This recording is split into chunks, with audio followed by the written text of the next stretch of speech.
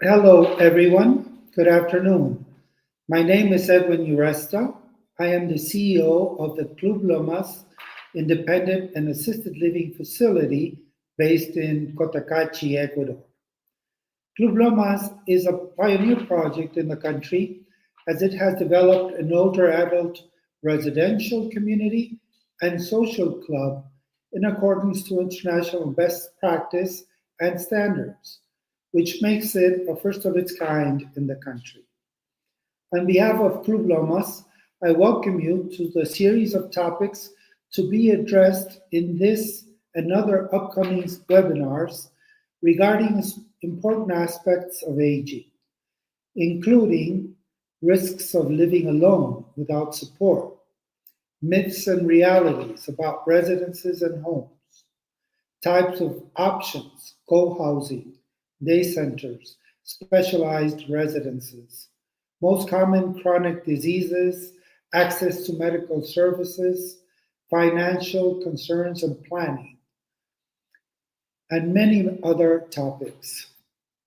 Before we introduce our main speaker and topic today, I would like to share a brief overview of the current situation of the elderly population in Ecuador.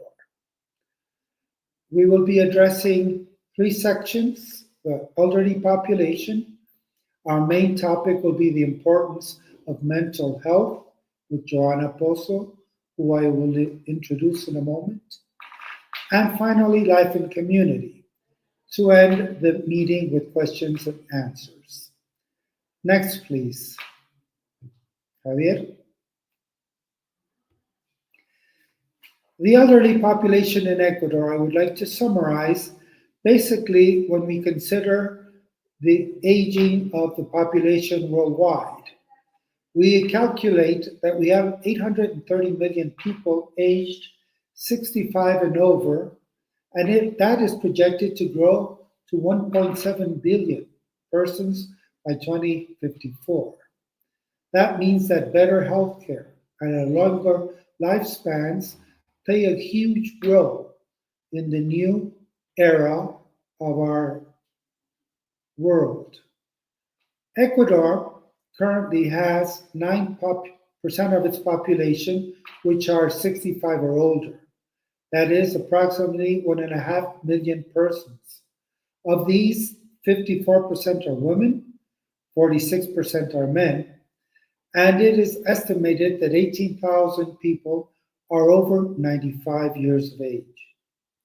There are roughly 2,700 persons that have more than 100 years of age.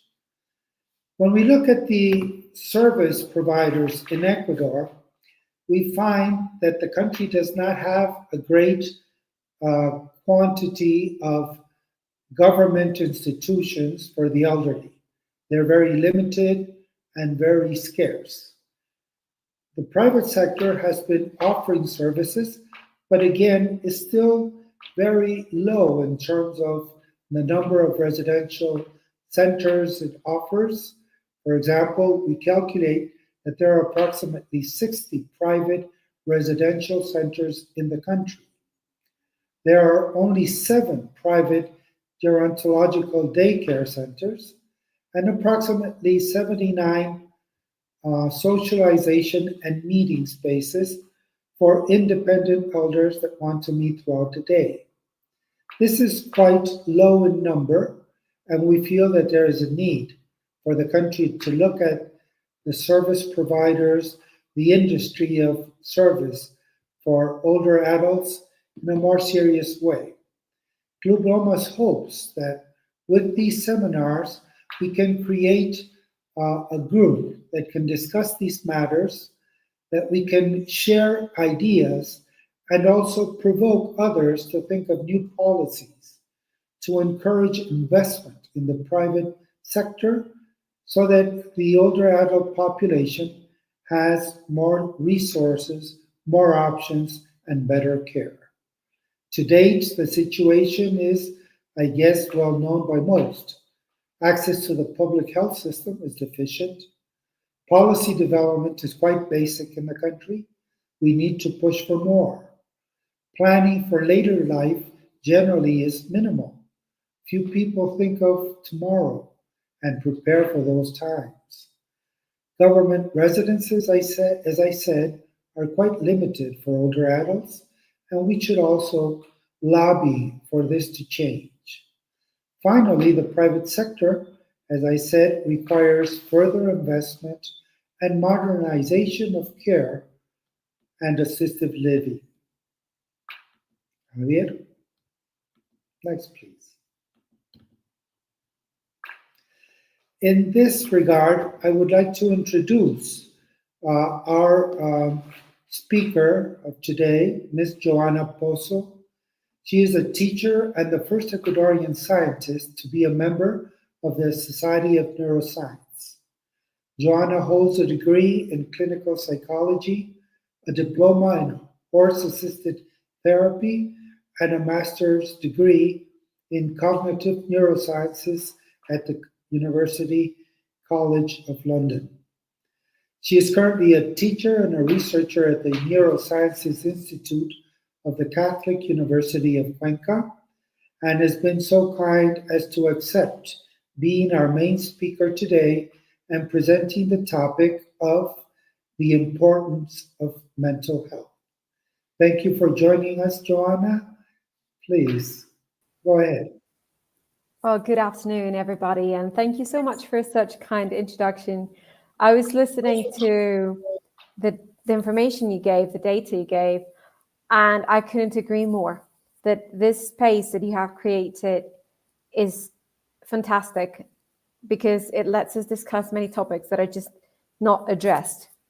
People do not talk about this because, as you said, people do not plan for later life. People don't like to think about it, so they just ignore it. And that makes it a very important situation for us that work in mental health. Because a lot of people that we see normally regret not having this addressed before. And they are always kind of like, oh, I should have thought of this when I was, in my 30s, in my 40s, and now I am 70 and I don't know what to do. So I think this is a brilliant space. So thank you so much for having me today. And I would love to share some information as well of what I do and what I have seen. So if you can put up the slides again, that would be amazing. Thank you. I don't know, Javiercito, if you can help us with the slide. There you go. Fantastic. So can you do the next one, please?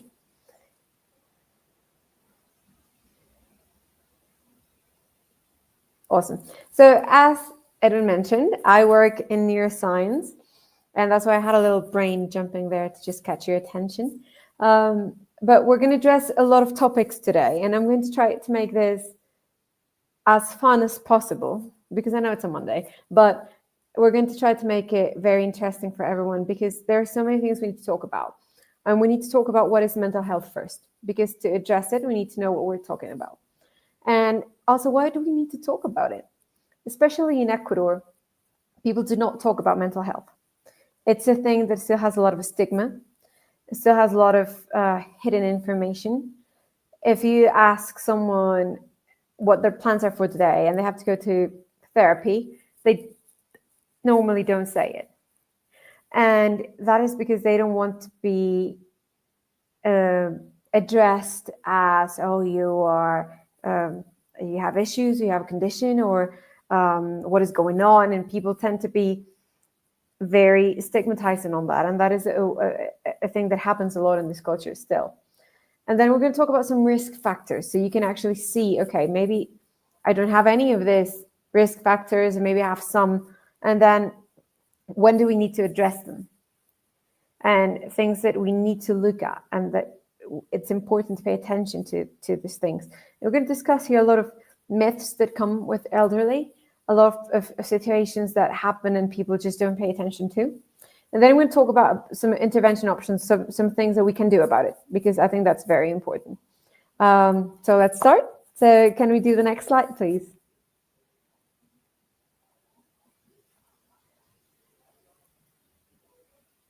Can you click on it? I don't know why oh, no, the one before. I had some titles there, but they seem to have disappeared. So this is just said, what is mental health? And mental health is defined as a state of well-being. That's the World Health Organization definition. It has a lot of things, so I've kind of summarized it here. And this state of well-being is supposed to let us cope with the regular stress of life. And that skill, that ability to cope with the stress, is something we need to be aware of, as well as other abilities that we might have. So for example, if I am good at something, to actually know that I'm good at it. And if I am not good at something, to understand that I might not be, like talented in some situation, and that is okay. And to have peace of mind with that. This lets us learn well, work well, and it shapes the world we live in, because we make decisions. Because this state of well-being can affect the relationships we have, the community we live in, the things we do, the decisions we make, as I mentioned. So it is a very important thing, and that's why it's a basic human right. And that is something I really want to highlight, because a lot of people do not think about mental health as part of human rights. Unfortunately, if you try to get insurance to cover mental health, it is really hard here in Ecuador to have insurance companies covering psychological therapies.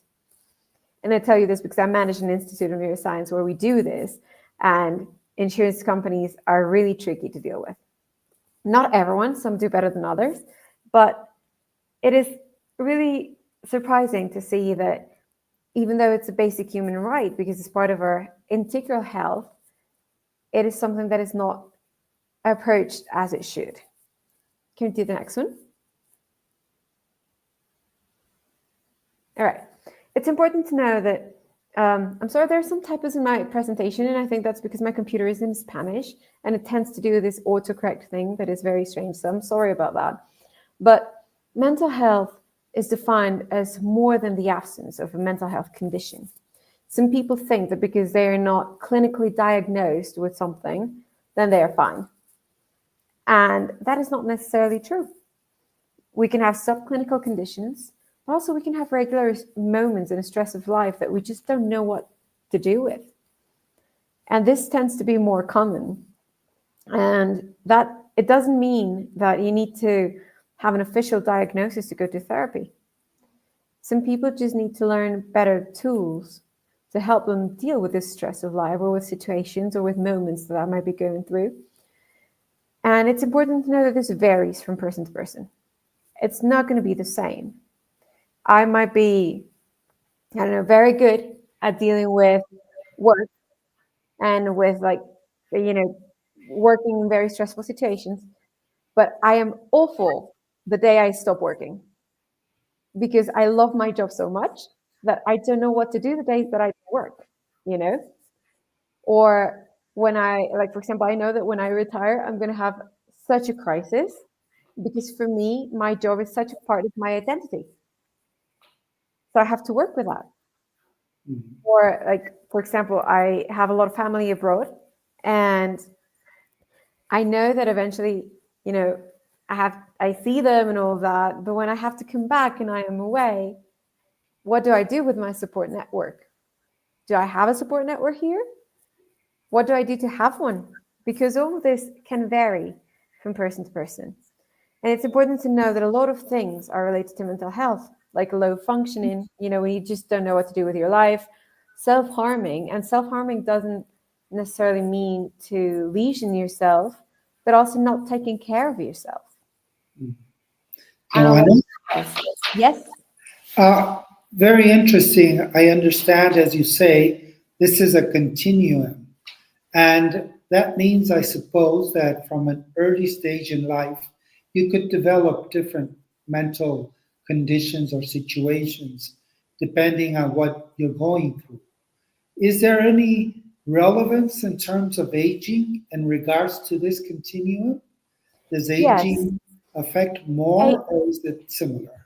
It depends on the previous condition. Always, as in everything, if you have a better mental health state, aging is going to feel milder. You might be able to cope better with the things that come with aging, like retiring, or your kids moving away from your house, or losing friends, losing partners. But if you have had previous conditions, this might strike more. So if you have been diagnosed with a condition before, like anxiety or depression, these moments in life might be harder to deal with, because your brain already has that of, oh, this is how I deal with the situations. So it's very important to actually sit. I always say this, you have to sit with yourself and think, okay, have I developed enough skills to deal with certain situations or not? And it's okay if you didn't, that's totally fine. But then you have to do something about it, because otherwise moments are going to strike really hard and they're going to be very difficult to cope. I don't know if that answers your question. It does. Thank you very much. You're very welcome. So as I was saying, all of this is important. We need to think about the situations that we might be going through. Like saying, when a lot of people here in Ecuador, and we've discussed this sometimes, they don't plan for aging, and then they are left alone because people move away, or their families just don't visit them. And that is, we're going to talk about this further on, but that is such a factor, especially here in Ecuador. When, in rural areas, many people are left by themselves. But if you want to make it a bit more shocking, in the UK, loneliness has been declared a public health issue. So we don't want to get to that point, right? We don't want to be there. We have to learn from these countries that are already dealing with this. And that, of course, is going to affect mental health. I have a colleague that specializes in loneliness. She's fantastic. And she always says to us, people don't think of loneliness as a mental health condition, but it is. And it comes from many things. And it will affect a lot of the cognitive development that you might have. I'm going to talk more about this when when we see the risk factors, but just so you kind of have this thing in mind, like, okay, what are things that might be impacting my mental health that I probably have not thought about, which is a very interesting, but it's not as nice to go to that point, you know? It's like, I don't want to think about it, but we have to. So this is the moment to do it. Can we see the next slide, please? Awesome. So these are some of the reasons why we need to talk about mental health. And as I was saying, loneliness can happen, you know, as we get old. A lot of people that we love, you know, my past or my move, might just go in a different path in life. And 1/4 of all the elderly people worldwide actually struggle with loneliness. Which, if you think about the numbers that Erin just presented, it's a lot of people. It's a big chunk of the population. And changing life activities can be crucial. People get depressed because of retiring.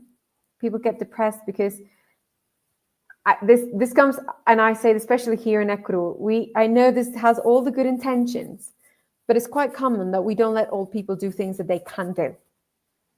I see it with my grandma all the time. She can perfectly fine go and get herself a cup of tea, and everyone is like, "Don't stand up. I'll bring it for you." No, it's okay. You don't walk. It's okay. I'll do it for you. Don't do that. I'll do it for you. And we don't realize that this might just be invalidating her, because people can still do things. And that is important. I know some people want to help, but we also need to let people do the things they can do, because the changes in life can already be tough enough. The cognitive decline that might happen in elderly, this is a common myth that people that have cognitive decline will always be aggressive, and this is not true. It's a myth that comes with, you know, aging. It's not necessarily true, and not everyone has a cognitive decline. A cognitive decline is defined by the reduced ability to do certain things, like remember things, pay attention to things, make some decisions, the time you take to process information. Not everyone has this situation. Not everyone has a cognitive decline. It is natural that it will happen, but a lot of people think like, oh, they are going to be aggressive. Not everyone is. But we can prevent a lot of the cognitive decline. There are a lot of things that we can do about that. And if the person understands what they're going through, then they might actually develop better tools to avoid the anxiety that gives. And then the anxiety can become violence, just because our brain doesn't know how to react. But we can work with that. Another myth is that elderly people can't change. They are just stubborn. And like, oh, they just can't sleep because, you know, they're getting old, so they have sleeping issues. Or, oh, you know, they say they don't want to go out, and it's just because, you know, they're old. And that is very common, and it's not true. This just invalidates a lot of things. It invalidates the capability of elderly to change. Like, people are perfectly capable of understanding things. We just might not have the patience to explain. And, you know, people are not stubborn. It's a common myth. It's really hard for the brain to rewire certain information, but the brain can do it. We just need to repeat it a bit more because of the way that connection has solidified. And, you know, if someone doesn't sleep well, or if someone is feeling low, doesn't want to go out, that is a red flag that we need to think about. This happens in all of the population, regardless of their age. So we don't have to just make it an excuse to not attend the elderly. Because if you think about it, and this is a tough number that I saw this morning, and I thought it was a bit less, but it's quite high, that 27.2% of the suicide rates worldwide are among people aged 60 or older. But we don't talk about this. We just think, oh, they were old. Oh, this happened. But all of people stop taking their medication. and they pretend that they forget it because they are depressed. A lot of people don't find what to do now that their life has changed so much, and that's why the rates of depression are so high. If you think about 28.4% of all the elderly population struggles with depression, and this might be even higher because a lot of them go underdiagnosed. So this is why it's important to talk about mental health, because these numbers are quite high. Can we see the next slide, please?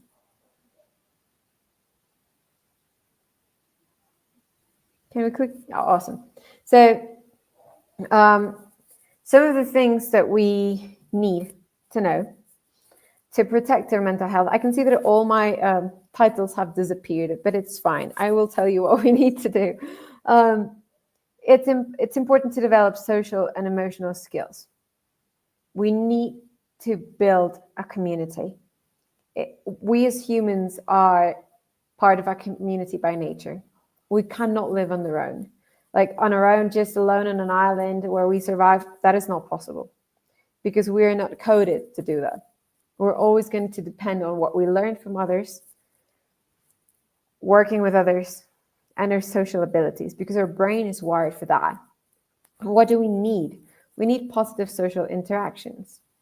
If I am always fighting with my neighbor, that might not be the best idea, because that is going to cause a lot of stress, a lot of cortisol levels rising, a lot of difficulties for me. But if I have someone that makes me feel cared for, then my brain might relax and can focus on different things. There we go. And quality of education. Education in the sense of what I need to know about myself, about my medical conditions. It is true that level of education, the quality of education predicts a better aging process. And this in Ecuador, it's a crucial fact because we know that the education system does not work for everyone. But it's important to address it. Better education creates stronger brain connections. And stronger brain connections can protect me from cognitive situations and cognitive decline. Dignifying jobs are important. And again, we might find a quite variety of things here. But it's important because that also protects my mental health. And supportive communities. Let's say I live in Cuenca, and a big part of the population in Cuenca are people that came from abroad to retire here in Cuenca. And that is totally fine. And the thing that I admire from them is that they tend to create communities. So they have friends, they go to, I don't know, to walk to, or to a language exchange, or to do certain activities, because communities are important. And the supportive network is probably the best thing that can protect you from a mental health condition in aging, as well as physical activity. It's important to keep moving. And if you cannot move because you have a motor condition, that is fine, but you need then some cognitive abilities to still protect your brain from just pruning connections that it shouldn't do. I don't know if you have a question here, Edwin. Yes, Johanna. From our experience in dealing with older adults, and based on several studies that have been carried out by several universities, it seems that one of the main problems for the elderly is living alone. Yes. Living alone not only seems to be lacking interaction, social interaction, it seems to lack a supportive network, but also persons start to make mistakes and forget about things regarding their medication, regarding nutrition, eating, and other things. In that regard, would you agree that living alone many times can be risky and that a solution could be living in a community? Would that be right? Yes, I would think that it depends how you manage living alone. For example, My fiance's grandma lives alone in Ireland.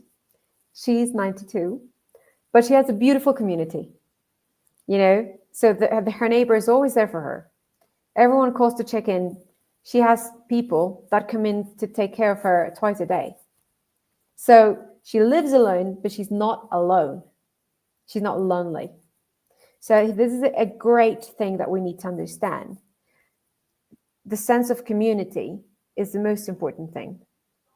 Because you can be on your own room, and you're alone, but you have an amazing community next to you that helps you stay on top with your nutrition, that makes sure that you have access to your medicine. That's totally fine. But the problem is when you get lonely. And that is, it's a very easy thing to do when you're living alone. You just are not interacting with anyone. So does it really matter if you shower? Probably not, right? And then does it really matter if I don't eat my fruits and veggies? But I don't want to cook, so I'm just going to order. And then I forgot to buy the medicine, but I don't want to go out because I haven't showered. It's okay if I just leave it for tomorrow. And that train of thought that I've just described is quite common. And then you're a risk for yourself because you just don't know how to manage the idea of being alone. So I think that it's the most important thing to have a community. Mm-hmm. If, like, for example, I think that in the pandemic, a lot of people struggled with this because communities were stopped. Mm-hmm. And that's when we saw such a high rise in mental health conditions because people don't know how to do this because their brain is not designed for this. We are designed to live in a community. Our brain has specific areas to do social interaction. And this is a brilliant, absolutely brilliant area. It's called social cognition. And it really describes how our brain is wired to interact with others and to be in a community. So I do think that living alone is a risk, but it's more of a risk when it becomes lonely. Because you can live alone and have a beautiful community, right? Mm-hmm. Unfortunately, that is not very common. Right. Because so everyone has a train of life. So, if I am too busy to go and visit my elderly neighbor, then I just don't. Right. So it does depend a bit in terms of the circumstances, who your neighbors are, what your community is. So you could actually have a nice neighborhood where you have your house and your neighbors interact with you, and then you don't necessarily feel alone. But you could also live in a condo with many other people that don't interact, and still the loneliness comes to happen, right? Yes, 100%. I think that has been the case many times for older adults where something has happened to them and nobody knows. Because unfortunately, in the world we live in at the moment, people just don't care. And that is such a sad thing to say. But many people nowadays don't know who lives in their condo. So it's not necessarily because they're mean or something like that, but they just don't know.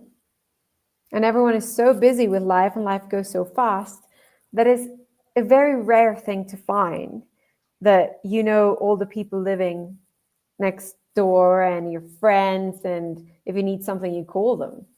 It's not common, especially for bigger cities.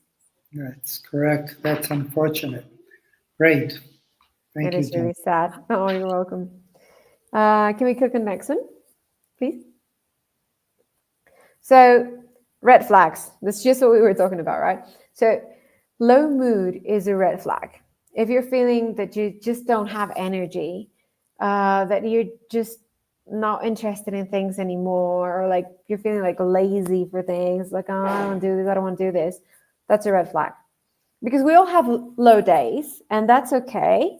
But if this becomes very common, if you have 5 days in a row where you don't want to do anything, okay, let's pay attention to that. What is going on? Especially if you lack interest in things you enjoyed before. That is one of the main criteria for depression. And depression in older adults is completely underdiagnosed. Because people think like, oh, they're just old, they don't have the energy for it anymore. That's not necessarily true. So it's very important to assess this. And then, we've discussed this, loneliness is one of the main red flags. And it's important to note here that loneliness doesn't mean you're living alone. You can be living with all your family. And you have your children there, your grandkids there, but they just don't pay attention to you. So that is loneliness. Loneliness is that perception of not having anyone. And this is very common for older adults. Like, oh, I don't want to bug them. They're too busy. I don't want to bother anyone. So they just don't talk about it and they're very alone. And then like the families just think like, oh, but they're fine. We take care of them. We give them the medicine and then, they have food. But they never sit and talk to them. They never share moments with them. Another red flag that we need to take care of is sleeping issues. And this can be either insomnia, when you just cannot sleep, or you go to bed too late, or wake up too early, or that you just feel that you want to sleep all day. That is another criteria for depression. It's not a main criteria, but it is a criteria. And it's important because something might be going on. It can be a medical condition, or it can be an emotional condition. And this is another risk thing when people live alone. Like, oh, I'm not going to go out. I'm just going to stay in my PJs.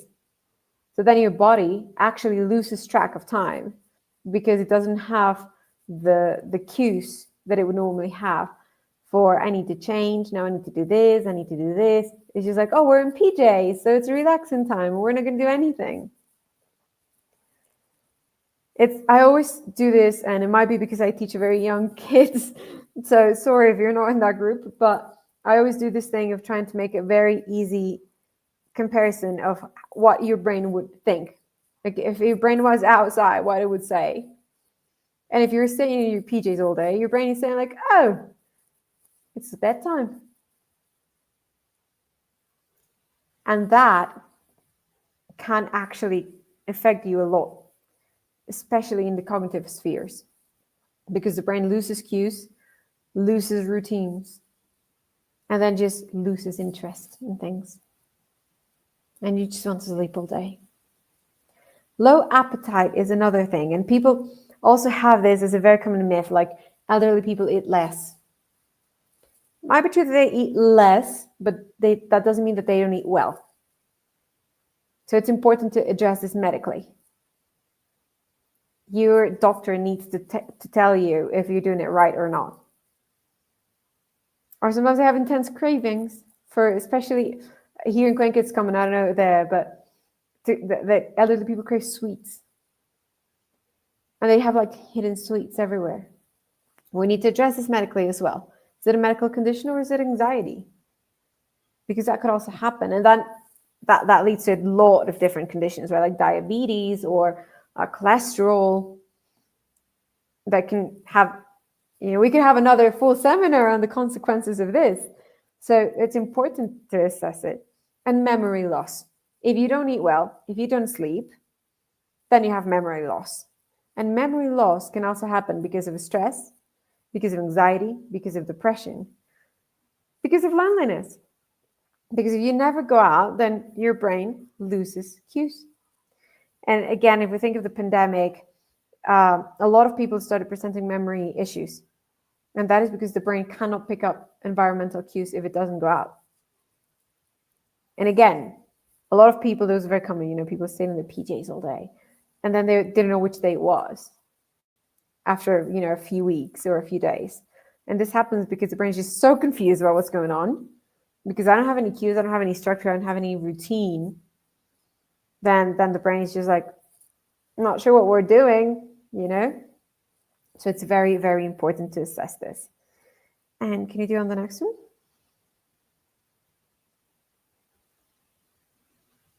So intervention options. What can we do? The first thing that we need to know is that you are not alone. It's okay to ask for help.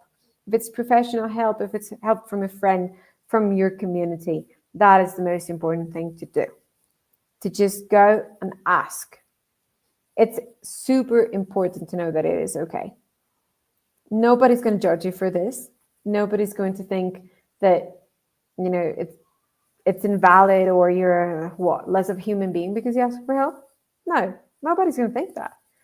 People will be happy to help, but you can only get that help if you ask for it. If you let us know that we can do something for you.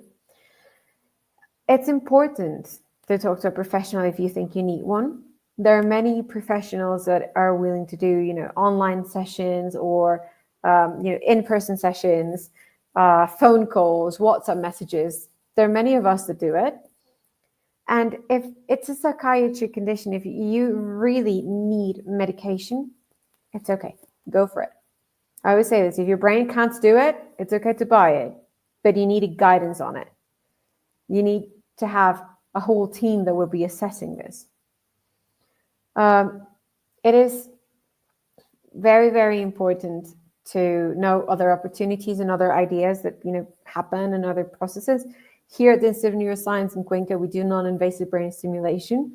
It's not a common thing, but it's very friendly, very easygoing. I know they have it in other cities as well, so it really depends where you are, but it is an option, especially for chronic depression, chronic anxiety, stroke conditions. It's an option. It's very friendly. It doesn't really have any side effects, besides probably a mild headache. So it's not invasive at all. It's quite friendly. But the most important thing that you can have, the best intervention you can have, is a supportive community. And this comes back to what we were saying, that when the most important factor is a supportive community, because that will protect cognitive decline, that will boost your mental health, and the sense of belonging is part of our nature. So that is my take-home message. If there's anything you want to know, we can discuss it in the questions. But the most important thing is build yourself a community, or find yourself a community where you can actually thrive and be happy and just be yourself and know that you will get the help you need. So that's pretty much what I had to talk about. I know we're on time, so thank you so much for your attention. And if you have any questions, I'm happy to address them. Thank you very much, Johanna. This is very important. And I think a lot of these things presented in such a common sense way, it's for us to consider the importance of taking care of ourselves, understanding our needs, and finding alternatives to make sure we have a community, we have family, we have friends, and we can continue life and enjoy later life with new activities, new opportunities. We will come back with you, Joanna, in a few minutes with some questions from those that would like to ask. And thank you so much. Oh, thank you. Thank you. We'll continue then with a final message on my end. Next, please. Right. In this context, I think it's important to explain why Club Lomas has taken the initiative of organizing these webinars. We are starting with this, and we hope that throughout the following days and weeks, we can have more support, more participants, and we can address many more issues. Club Lomas feels that it's important for us to form a national association of service providers or people interested in these topics so that we can together work to learn more, to create opportunities and options for the elderly in the country, to have both society and government take more interest in these very fundamental aspects that can make everyone's life much better. Club Lomas is a private project. We are, I believe, a pioneer community in the city of Cotacachi, and we would like to be a part of that process, we would also like to present our experiences and offer our services for people that wish to learn more about ways that you can live longer and live better. Next, please. On that, I would like to say that, for example, a community for independent and assisted living, such as Club Lomas, seeks to offer quality lifestyle. And I believe that is what all our different providers should work for. We should be able to create communities in purpose-built, fully accessible complexes where mobilization, where people can feel much better and have easier access. A social club that can include both residents and people from outside of the compound are also a good option because that allows for a greater community to develop, where you can have smaller groups with specific interests in arts, in gym, in the pool, and many other aspects. And I think that contributes to a better and healthier lifestyle. A nutritional plan, a gourmet restaurant, security, nurse station, and assistance as required, we believe are aspects that most communities should aim for so that people actually feel that they're having a better life, they're taken care of, and that it's a family in itself. Next. We will now open the floor for questions and answers, and I will ask Javier, our technician, to help us with some of the questions that may have been presented by participants in today's webinar. A question here. What would be the best advice for the family members of an older adult with some mental problems? Johanna? Thank you so much for your question. I think that the best advice is to educate yourselves. If you have questions, go and ask them. And if you need therapy, go for therapy. Because it's quite common that you have, it's called the carer syndrome. That you are also exhausted, you are also tired, you feel reactive to your family member because you just don't know how to deal with it. And that is important. But also, when I say educate yourself as professionals. Go to your family members' doctors, go to their therapists and ask the questions that you have. Because a lot of things that I have seen here, a lot of people Google it, which is okay. We all Google things. And I think that nowadays people just put things in ChatGPT or some AI and it's pretty cool, but it might not be real. So go and ask your doctor, ask the professionals. Okay, I don't know, like my grandpa has Alzheimer's and I just don't know how to deal with the anxiety it gives me that he asks me 40 times the same question. Okay, right. That's your situation, right? It's not the person's situation. He's fine. He's just asking you the question. But you need to learn how to deal with it. So we have to work with you. And that is important. But the best advice is go and ask the questions to the professionals. Find the things that work for your family member, but also that work for you. Mm-hmm. If you need a break, then it's okay to take it. But this is why these supportive communities are so important. Because, if you have a break, then someone else can cover for you. But it is important to ask those questions to a professional. Right. Thank you. Before we get to Stephen Katz's question, one more thing, Johanna. What professionals are the correct persons to go to? Are we speaking about the gerontologist, a psychologist, a psychiatrist? How does that work? I think this would be a whole team, depending on the condition, because then you can ask a neurologist, you can ask a gerontologist. I think that's probably the first one you would go to, if something's happening. A psychologist that is specialized in elderly. Not every psychologist does this. This is important to know. Like, not everyone works with older people. Mm-hmm. And then if you go and ask, for example, I work a lot with children. And when they ask me about areas that are not in my scope, I need to say it. I don't know this information because I might be leaving the family of this person the incorrect way. So go and ask to the team that works with your family member. That would be probably my best advice. Thank you, Johanna. Stephen Katz asks if there are opportunities for volunteer service in the wider Cotacachi community for Club Loma residents. Older adults need purpose too. Stephen, absolutely. We believe that is a very important aspect that we wish to develop and to promote within our own community of Cotacachi with Club Lomas. Obviously, as we are a new community, we are currently beginning to grow. And so our first residents have arrived. Their number will grow over time. And of course, we will create opportunities for them to offer volunteer service, perhaps with communities, perhaps with children.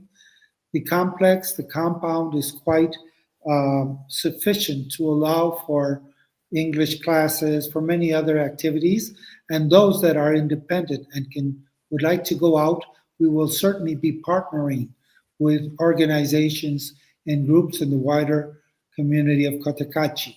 We believe that an older adult community should not be closed in. We want to open up and be a part of the greater community, and that is where we aim to be in a few more months. Thank you, Stephen. Next question, please. This one for you again, Johanna. If a family member is struggling with their mental health, would you recommend taking them to a place with specialized care, or is it better to care for them at home? I think it totally depends on the condition, because there are conditions you can treat at home. Like if it's, for example, a mild depression, mild to moderate anxiety, you might be able to treat that at home. But if you feel that you do not have the resources at home, it is better to take them to specialized care, because this not only protects the family member, it protects the whole family. Because, for example, if I don't know how to deal with, I don't know, a panic attack, and then all of a sudden my grandma who lives with me has a panic attack, then what am I going to do? I'm going to have a panic attack as well. And then nobody helps anyone, you know?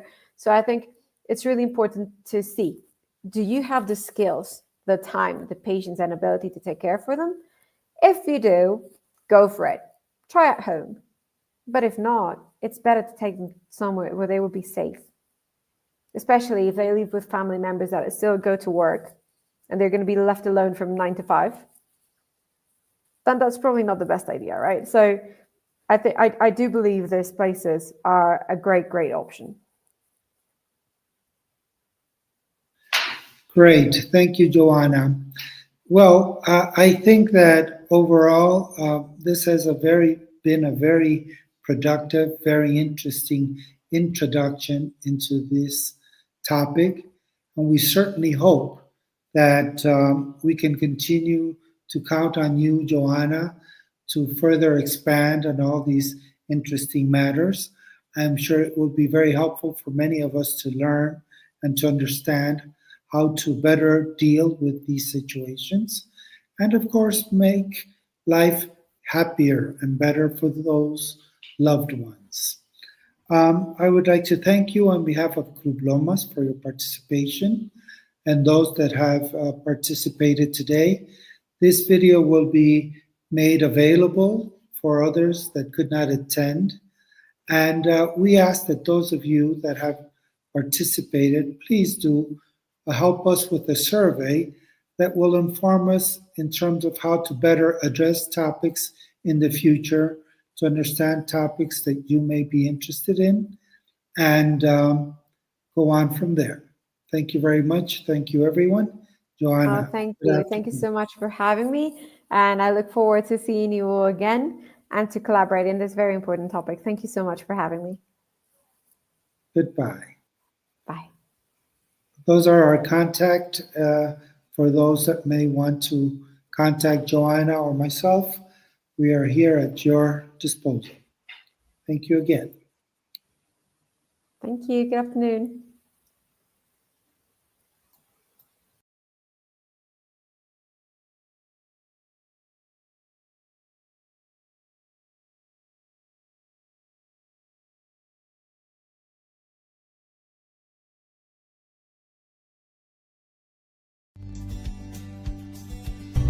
Welcome to Club Lomas, an innovative project unique in Ecuador, focused and specialized in services for the elderly, with an exceptional environment and essential services for the dignified retirement of our loved ones in their golden years. We know that you might not want to go to a nursing home or an elderly care facility, and culturally, we wouldn't want to send our loved ones to one either. That is precisely why Club Lomas has developed a completely different service offering with a new concept, where the elderly and their families would indeed want to have this service and be here. Club Lomas offers 5 hectares of space with facilities specially designed for the elderly, not only for their safety and mobility, but also for their comfort and happiness. At Club Lomas, we offer dignified solutions for our elderly, which include residence memberships, where we comprehensively include all services for a full life here at the club. We also have an external membership option, where the elderly can enjoy our facilities without living here. And finally, we have the option of short stays, whether for vacation or recovery, to enjoy in a pleasant environment, an escape or an ideal time. We have been in the market for less than a year. We are located in the beautiful and peaceful city of Cotacachi.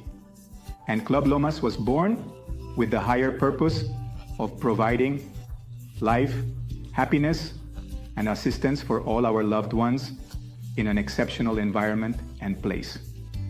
Club Lomas has its doors open for you to visit and take a special tour of our facilities and get to know firsthand the concept and special services we have here. We invite you to write to us or call us at 095 929 3707 or get in touch with us through the website clublomas.com. We look forward to welcoming you and invite you to experience this new concept that is completely new and special for our seniors.